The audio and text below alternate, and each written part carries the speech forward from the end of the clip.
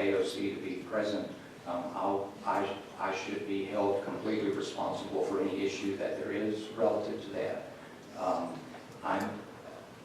I have great frustration about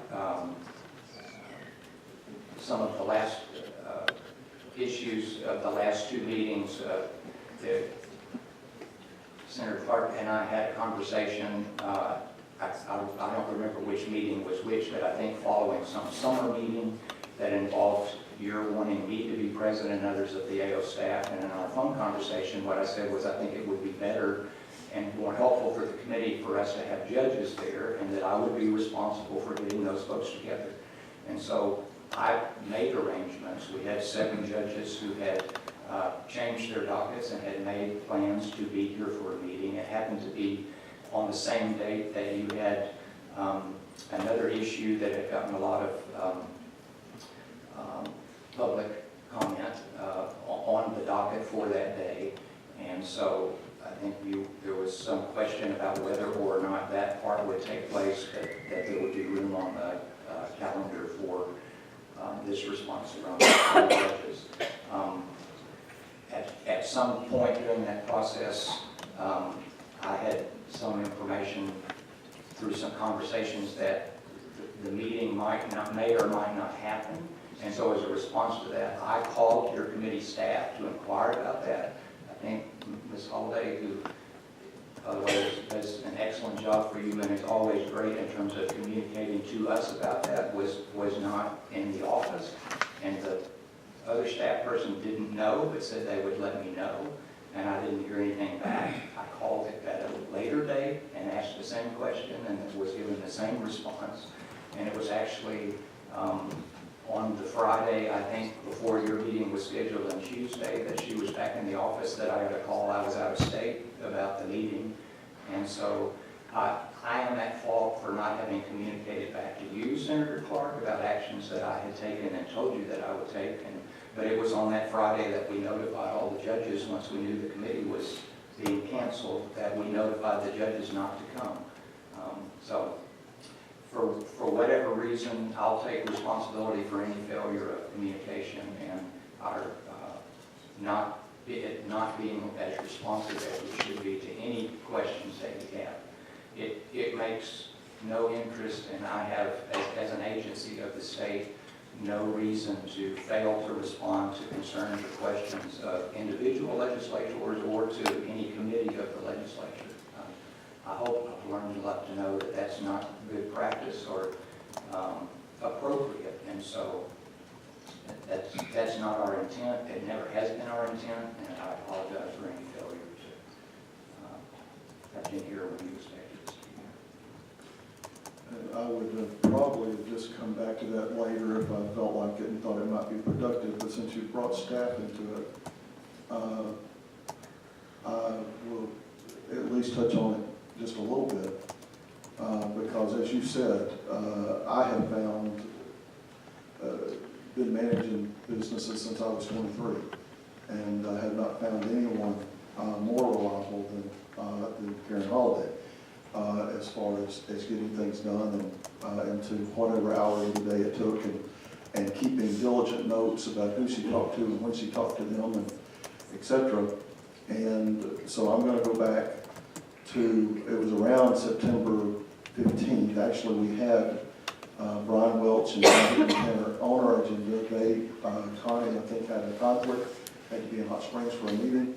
And so we moved them from that agenda and requested that they come on October 4th. And Karen, after a few days of trying to make that happen, called me. Remember where I was sitting when she called me and said that that was not going to happen, that you were resistant to that idea. Unless I called you personally might make it happen. And I called you and we had a cordial conversation where I was insistent that Connie Hickman-Tanner and Brian Welch come on October 4th. And with my insistence, although we were both cordial, you said that you would try to make sure that that happened. And you talked about possible other things because what might be happening that day. And I told you that we did not think that there was going to be a conflict because we didn't think that the other occurrence was going to happen. And that if it did, we would make it an all-day meeting if we needed to. So although you thought it might not be productive, we agreed, and then you were supposed to get back with us. I realized I had a very busy week last week of September. I had to close got the end of the month for my business and had this committee meeting coming up, and I called. I realized I hadn't heard anything, and that's very unusual not to hear something from Karen. So I called Karen, who I believe was in Nevada. It was Utah, somewhere, a conference, where she tried to call for 2 days, maybe 3, but at least 2 days, and we never got a call back. And it was late Thursday afternoon that Representative Hammer and I got together after we did get a call back. And we weren't going to have our people come here from 4 corners of the state for a meeting that we did not know whether people were going to be here or not going to be here, that we reluctantly canceled it. Later, October 4th, the day we were supposed to have that meeting, first time I was able to tie it up, I was driving over here for a meeting, and I called you cordially to ask you what had happened, and you apologized to me that you had not gotten back with us, but told me that you had been in a meeting in the governor's office a couple weeks before where you had been told that the meeting was going to be canceled. I expressed extreme surprise since Representative Hammer and I had never had any thought of canceling the meeting or nor had any discussion of canceling the meeting. But since